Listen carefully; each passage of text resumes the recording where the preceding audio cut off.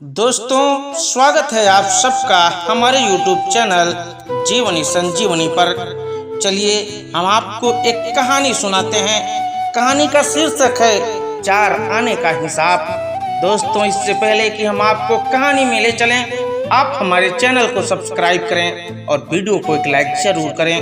दोस्तों, आपकी लाइक एवं सब्सक्राइब से हमें मोटिवेशन मिलता है और अच्छी और अधिक वीडियो बनाने की। तो चलिए शुरू करते हैं कहानी 4 आने का हिसाब। बहुत समय पहले की बात है।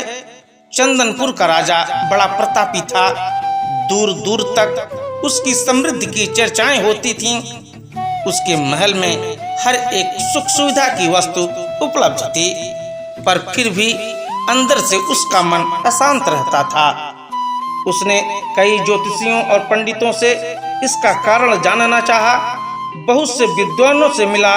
किसी ने कोई अनूठी अंगूठी पहनाई तो किसी ने यज्ञ कराए, पर फिर भी राजा का दुख दूर नहीं हुआ। उसे शांति नहीं मिली। एक दिन भेष बदलकर राजा अपने राज्य की शहर पर निकला। घूमते घूमते वह एक खेत के निकट से गुजरा। तभी उसकी नजर एक किसान पर पड़ी। किसान ने फटे पुराने वस्त्र धारण कर रखे थे और वह पेड़ की छांव में बैठकर भोजन कर रहा था। किसान के वस्त्र देख राजा के मन में आया कि वह किसान को कुछ स्वर्ण मुद्राएं दे दे, ताकि उसके जीवन में कुछ खुशियां आ पाएं। राजा किसान के सम्मुख जाकर बोला, मैं एक राहगीर हूँ। मुझे तुम्हारे खेत पर ये 4 स्वर्ण मुद्राएं गिरी मिली। चूंकि यह खेत तुम्हारा है, इसलिए ये मुद्राएं तुम ही रख लो। किसान ने कहा, नाना सेठ जी, ये मुद्राएं मेरी नहीं हैं। इसे आप ही रखें या किसी और को दान कर दें। मुझे इनकी कोई आवश्यकता नहीं। किसान की यह प्रतिक्रिया राजा को बड़ी अजीब लगी। वह बोला, धन की आवश्यकता किसे नहीं होती? भला आप लक्ष्मी को ना कैसे कह सकते हैं?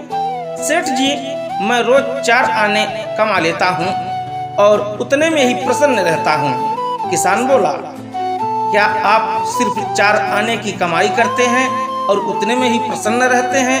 यह कैसे संभव है? राजा ने अचरज से पूछा। सेठ जी, किसान बोला, प्रसन्नता इस बात पर निर्भर नहीं करती कि आप कितना कमाते हैं या आपके पास कितना धन है। प्रसन्नता उस धन के प्रयोग पर निर्भर करती है। तो तुम इन 4 आने का क्या कर लेते हो? राजा ने उपहास के लहजे में प्रश्न किया। किसान भी बेकार की बहस में नहीं पड़ना चाहता था।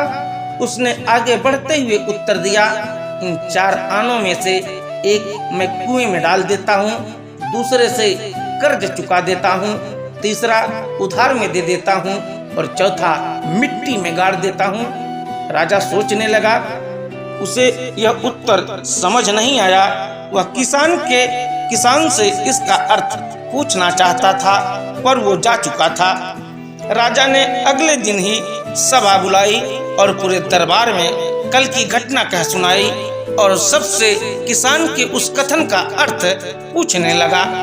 दरबारियों ने अपने अपने तर्क पेश किए, पर कोई भी राजा को संतुष्ट नहीं कर पाया। अंत में किसान को ही दरबार में बुलाने का निर्णय लिया गया। बहुत खोजबीन के बाद किसान मिला और उसे कल की सभा में प्रस्तुत होने का निर्देश दिया गया। राजा ने किसान को उसी दिन अपने भेष बदलकर भ्रमण करने के बारे में बताया और सम्मान पूर्वक दरबार में बुलाया। मैं तुम्हारे उत्तर से प्रभावित हूँ और तुम्हारे 4 आने का हिसाब जानना चाहता हूँ। बताओ, तुम अपने कमाए 4 आने किस तरह खर्च करते हो, जो तुम इतना प्रसन्न और संतुष्ट रह पाते हो? राजा ने प्रश्न किया। किसान बोला, हुजूर, जैसा कि मैंने बताया था, मैं 1 आना कुएं में डाल देता हूँ, यानी अपने परिवार के भरण पोषण में लगा देता हूँ। दूसरे से मैं कर्ज चुकाता हूँ, यानी इसे मैं अपने वृद्ध माँ बाप की सेवा में लगा देता हूँ।